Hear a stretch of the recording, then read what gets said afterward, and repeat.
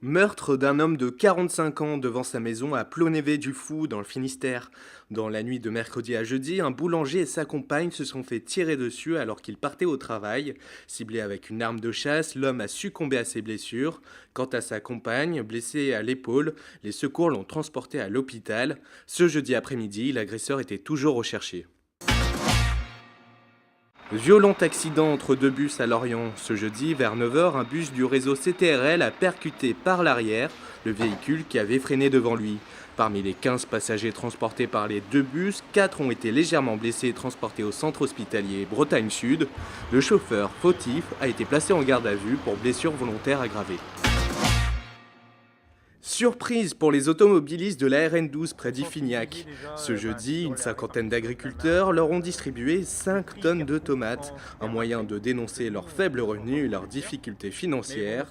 Ces producteurs dénoncent les marges de la grande distribution et une concurrence étrangère jugée déloyale. Coup de gueule aussi des éleveurs au marché du porc à Plérin ce jeudi. Représenté par le porte-parole des bonnets roses, ils critiquent des prix de vente déconnectés du marché européen, je cite. Les éleveurs dénoncent le mauvais fonctionnement du marché breton et visent en premier lieu les prix pratiqués par la Coperle.